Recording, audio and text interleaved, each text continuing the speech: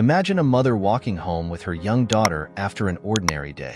Everything changes in a matter of seconds when a police officer, abusing his power, decides to humiliate and assault this woman.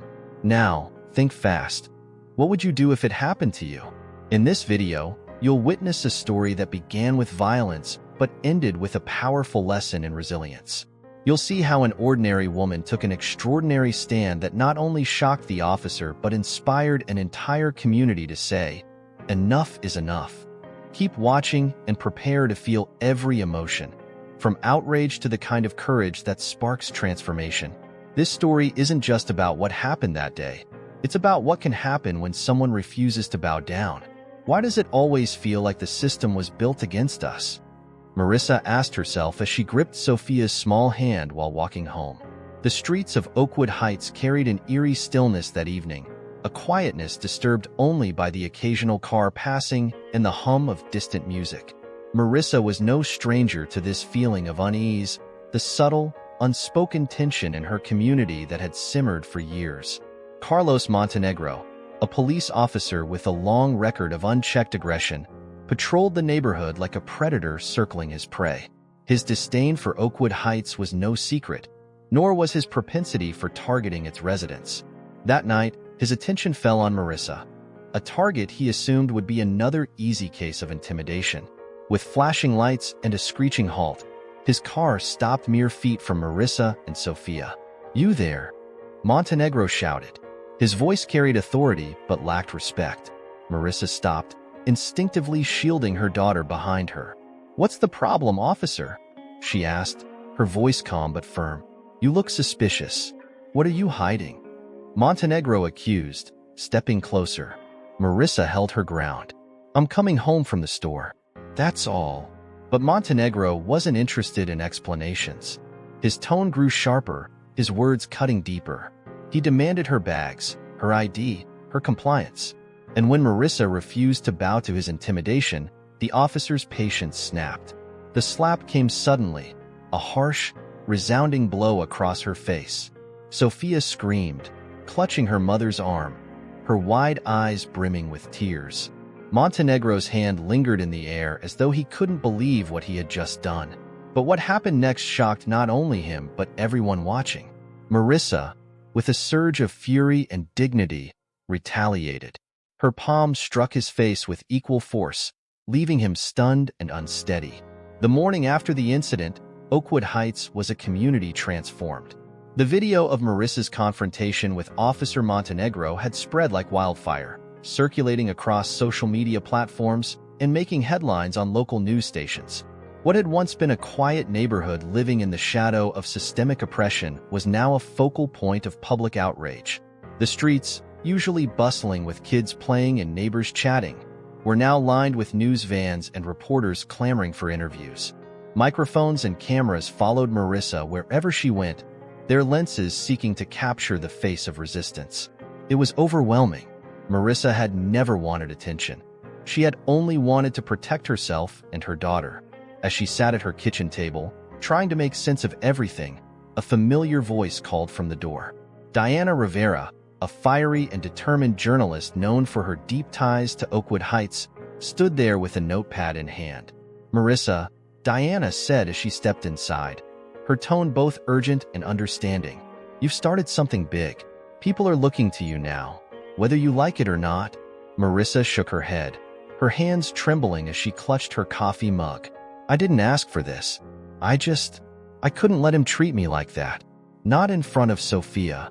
"That's exactly why you're the person they need," Diana replied, sitting across from her. "You had the courage to stand up when it mattered most. That's not just bravery, it's leadership." Diana explained the ripple effect of the video. People from across the city were flooding social media with messages of support, sharing their own stories of police misconduct. Oakwood Heights was no longer just another neglected community. It was becoming a symbol of defiance against injustice. As they talked, a knock at the door interrupted their conversation. Marissa opened it to find her neighbors, an older couple named Mrs. Ellen and Mr. James, who had lived in Oakwood Heights for decades. They carried a basket of food and a note that read, "Thank you for standing up for all of us." Tears welled up in Marissa's eyes. "You didn't have to. We did," Mrs. Ellen interrupted gently. "You've done more in one moment than most of us could do in a lifetime. And we're behind you, every step of the way." That day, Marissa began to realize that this fight wasn't just hers. It belonged to her community, to every person who had been silenced or ignored. With Diana's guidance, they planned a community meeting to address the issues that had plagued them for years. They would no longer wait for others to fix things. They would take matters into their own hands. The community center, once a neglected building with peeling paint and broken windows, was transformed into a place of hope that evening. Dozens of residents packed the room, their voices buzzing with anticipation. Diana acted as the moderator, but it was Marissa who stood at the front, hesitant yet determined. "I'm not used to speaking in front of people," she began, her voice shaking. "But I know one thing. What happened to me isn't new. It's been happening to all of us in different ways for far too long. And if we stay silent, it'll keep happening." The room erupted in applause, the energy palpable. People began sharing their stories of wrongful arrests, of humiliation, of being ignored when they needed help. Each story added fuel to the fire, strengthening their collective resolve. By the end of the meeting, the residents had formed a plan. They would file a formal complaint against Montenegro, petition for an independent review of the precinct, and organize a peaceful rally at City Hall. For the first time in years, Oakwood Heights felt unified, its people determined to make their voices heard. The chapter closes with Marissa tucking Sophia into bed. Sophia, clutching her stuffed bear, looked up at her mother. "Mommy, are they going to take you away like Daddy?" Marissa's heart broke, but she forced a reassuring smile. "No, baby, they're not. I promise, I'm not going anywhere." As Sophia drifted off to sleep, Marissa sat by the window, looking out at the lights of the city. For the first time in a long time, she didn't feel powerless. The neighborhood had awakened, and so had she. The morning sun bathed Oakwood Heights in an unusual glow of optimism. The buzz of the previous day had not died down. Instead, it intensified. Marissa's modest apartment became a hub of activity, with people stopping by to offer support or ask how they could help. Amid the chaos, Marissa felt both empowered and overwhelmed. She hadn't set out to become a leader, yet here she was at the center of a movement she barely understood. Marissa's phone buzzed incessantly with calls from reporters and activists. It was during one of these moments, as she debated whether to answer yet another unknown number, that Diana Rivera walked in with purpose. "Marissa, we've got a problem," Diana began, dropping a stack of papers on the table. Marissa frowned, picking up the top sheet. "What is this?" "It's a smear campaign," Diana replied grimly. "Montenegro's people are trying to dig up anything they can to discredit you. They've already found your old arrest record from that protest years ago." Marissa's stomach dropped. The protest had been peaceful, but the police had arrested her and others to intimidate them. It had been a defining moment in her life, but now it was being twisted to paint her as a troublemaker. "Let them talk," Marissa said, her voice steadier than she felt. "People will see the truth." "It's not that simple," Diana warned. "The media loves a good scandal. If they spin this the wrong way, it could divide the community and weaken everything we're trying to build." As they strategized, a knock on the door interrupted their conversation. Marissa opened it to find Pastor Emmanuel, an influential figure in Oakwood Heights. Tall and soft-spoken, the pastor had been a source of guidance for many during difficult times. "Marissa, I came to offer my help," he said warmly. "The church stands with you. Whatever you need, we'll do our part." Marissa was moved by his gesture. The church had always been a cornerstone of the community, and having its support was a significant boost. "Thank you, Pastor. We're going to need all the help we can get," she said, shaking his hand. Emmanuel turned to Diana. "I also have some connections in the city council. They won't say it outright, but there are some who are rooting for you from the sidelines. If we play this carefully, we can pressure them to take a stand." Diana nodded, already making notes. "That's good. We'll need their voices when we take this to City Hall."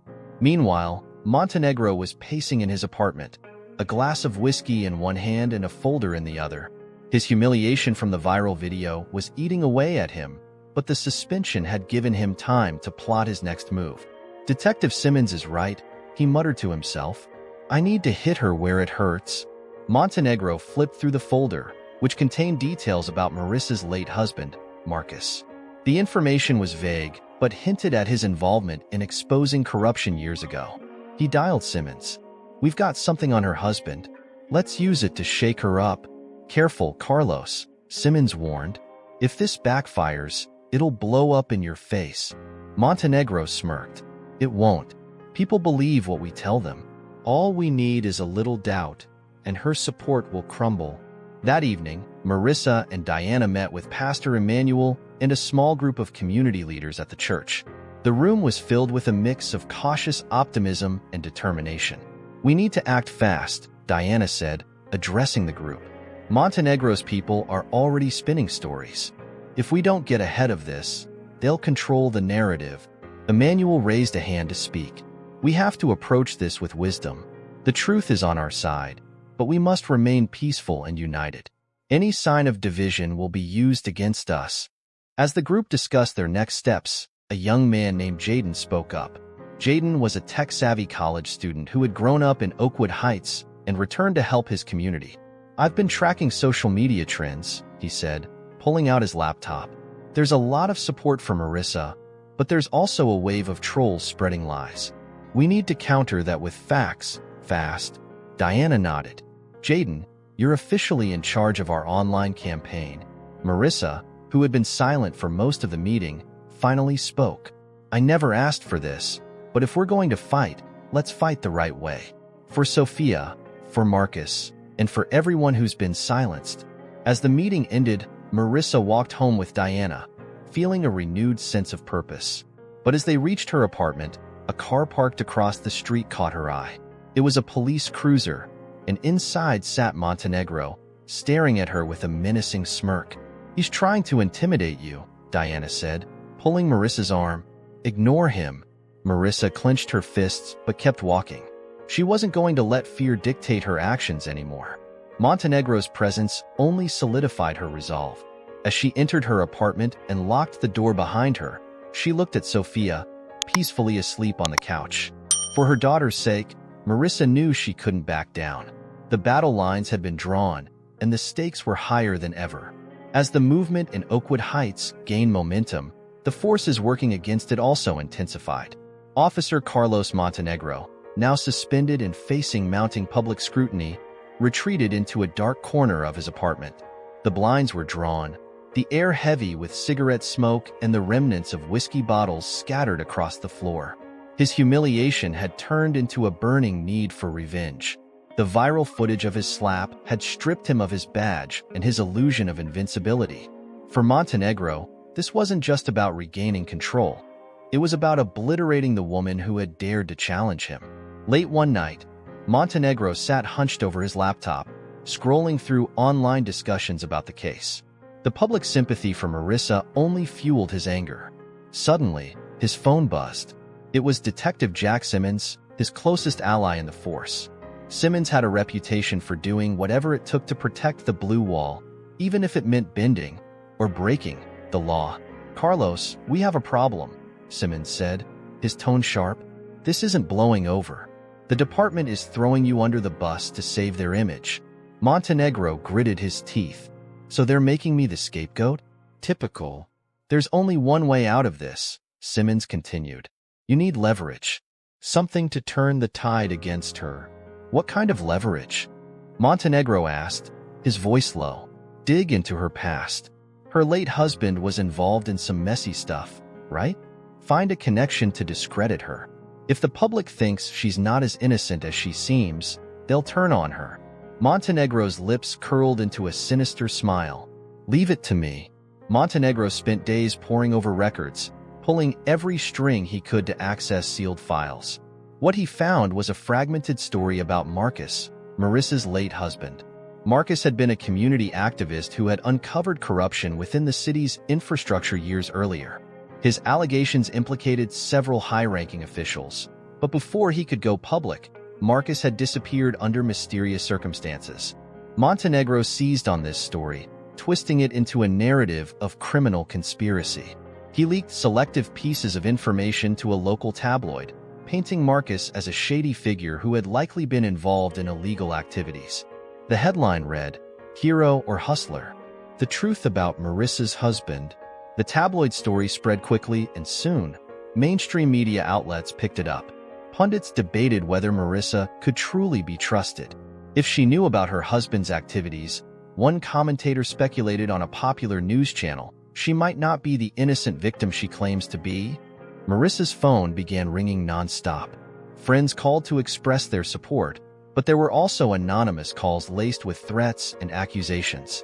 Sophia, who had been largely shielded from the turmoil, overheard one of the calls and asked, "Mommy, what did Daddy do?" Marissa knelt down, her heart breaking as she looked into her daughter's tearful eyes. "Your daddy was a good man," she said softly. "Don't believe anything else, okay?" Meanwhile, Diana Rivera was furious. She knew the story was a calculated smear campaign orchestrated by Montenegro and his allies. Determined to fight back, she began her own investigation into Marcus's disappearance. She spent hours at the city archives, combing through old reports and interviewing former colleagues of Marcus who were willing to talk. What she uncovered was startling. The corruption Marcus had been investigating years ago wasn't limited to minor infractions. It involved millions of dollars funneled into secret accounts, and several of the names implicated in his findings were still in power today. More damning, Diana discovered internal police memos that suggested Marcus had been targeted for elimination.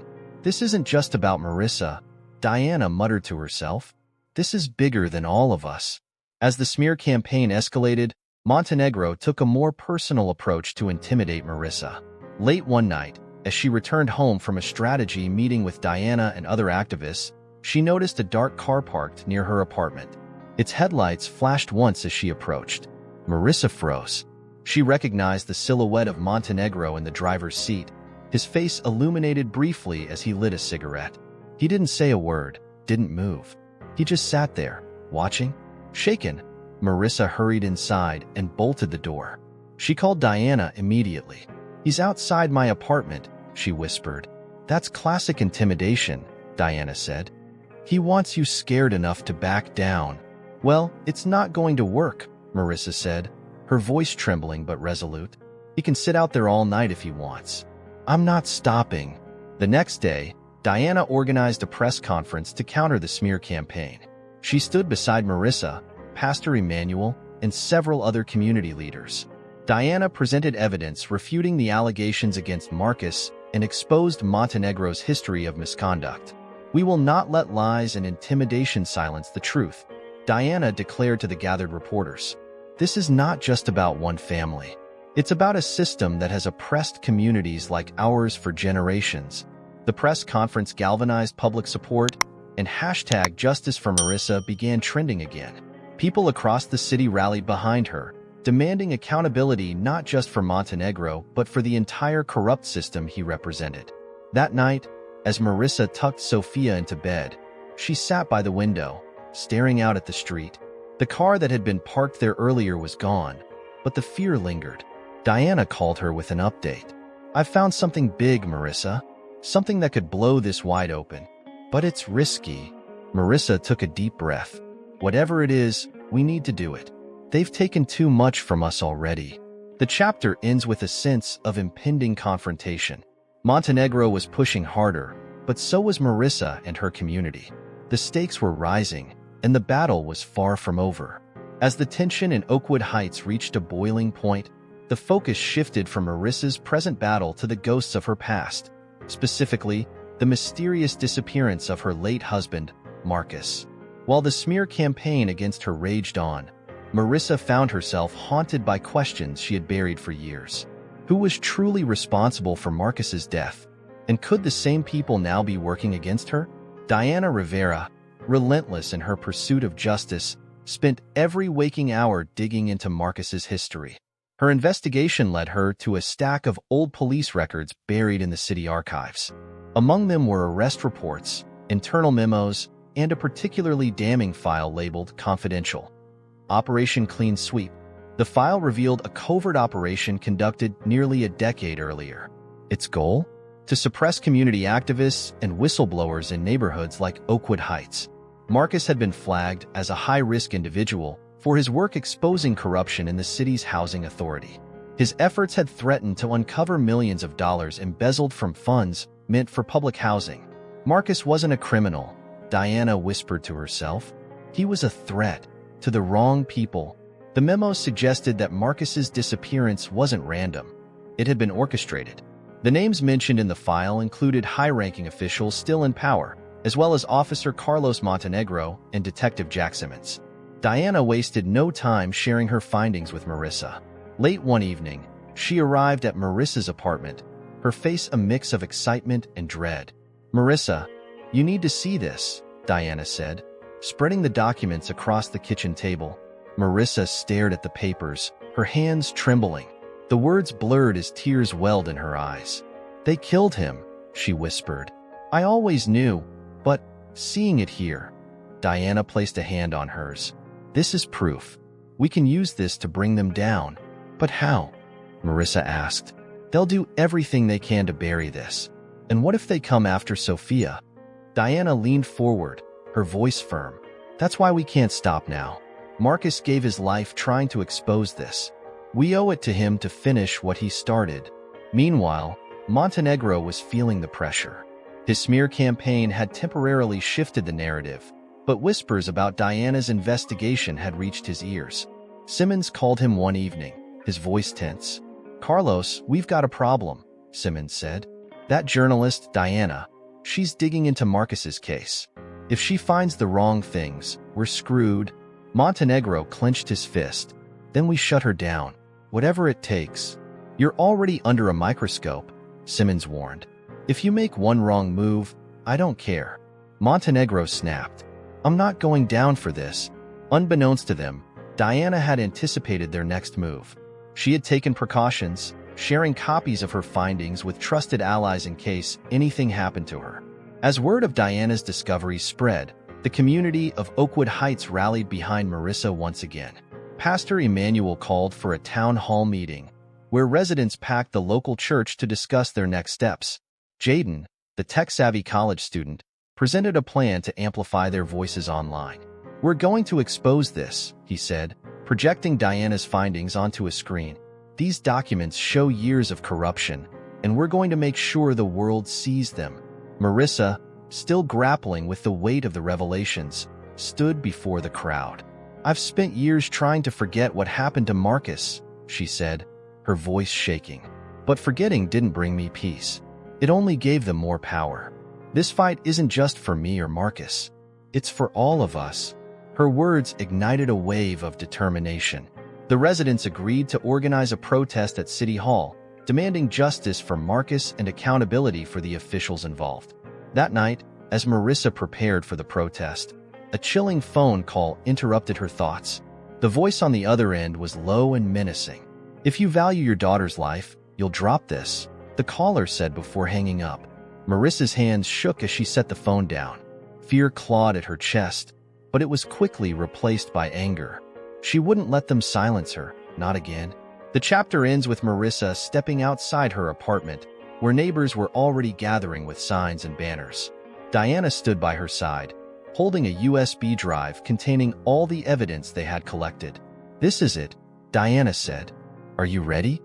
Marissa nodded, her eyes blazing with determination. "Let's finish what Marcus started." Diana worked tirelessly to counter the smear campaign. She delved into Marcus's disappearance, uncovering connections between his accusations and powerful figures in the city, including Simmons and Montenegro. Meanwhile, Marissa wrestled with her fear. "What if they come after Sophia?" she confided to Diana. "They already are," Diana replied grimly. "That's why we fight harder." With the community's support, Marissa organized a rally in front of City Hall. Thousands showed up, chanting for justice and transparency. But the event took an unexpected turn when Montenegro himself appeared, flanked by Simmons and other officers. As Montenegro approached the podium, the crowd fell silent. He smirked, confident in his plan to dismantle Marissa's reputation. But Diana had anticipated his move. She had spent weeks gathering evidence, including testimonies from former officers and whistleblowers. As Montenegro began his speech, Diana took to the stage. "Before you continue, Officer Montenegro," she interrupted, holding up a USB drive, "let's hear the truth." Diana played an audio recording of Simmons and Montenegro discussing their plan to frame Marissa. The crowd erupted in anger, the truth undeniable. The crowd's uproar at Diana's revelation echoed through the streets of Oakwood Heights. Montenegro, visibly shaken, tried to regain his composure. "This is a setup," he shouted into the microphone, but his voice was drowned out by boos and chants demanding justice. Marissa stepped forward, her face calm but her voice steady with conviction. "This is what they've been doing to us for years," she declared. "Framing us, silencing us, and taking away our dignity. But today, we stand together, and we won't be silenced." Diana wasn't finished. "And there's more you need to know," she said, addressing the crowd. She pulled up another piece of evidence on the screen. A confidential report implicating Montenegro and Simmons in Marcus's disappearance. The report detailed how Marcus had uncovered a money laundering scheme involving police officials and city leaders, and how his allegations had cost him his life. Marissa froze, the weight of the revelation hitting her like a tidal wave. For years, she had carried the burden of not knowing what had happened to her husband. Now, the truth was out. Marcus hadn't abandoned her. He had been silenced for exposing the corruption. The evidence set off a chain reaction. Simmons tried to leave the scene, but protesters blocked his path. Montenegro, cornered and desperate, lashed out. "You don't understand. I did what I had to do to survive in this system." But his words fell on deaf ears. Within hours, an independent investigation was launched, and Montenegro and Simmons were placed under arrest. As the scandal unraveled, it became clear that their corruption ran deep, implicating several high-ranking officials in the city. Meanwhile, Marissa found herself at the center of a larger movement. Her fight had become a rallying cry for justice, not just for her family but for all those who had suffered under the same system. Months later, the streets of Oakwood Heights felt different. The community had banded together, creating programs to empower local residents and hold their leaders accountable. Marissa, though reluctant at first, embraced her role as an advocate, using her voice to demand change. One evening, as she tucked Sophia into bed, the little girl looked up at her with admiration. "Mom, are you still sad about Dad?" she asked softly. Marissa smiled through her tears. "I miss him every day, Sophia, but I know he'd be proud of what we've done. He gave his life fighting for justice, and now we're making sure his sacrifice wasn't in vain." The story ended with a powerful moment during a community rally. Marissa unveiled a mural dedicated to Marcus, a symbol of courage and resistance. The mural depicted him standing tall, surrounded by the people he had fought for, with the words, "Unbreakable voices." As the crowd cheered, Marissa realized that while the pain of the past would never fully heal, the future held the promise of something better, something worth fighting for.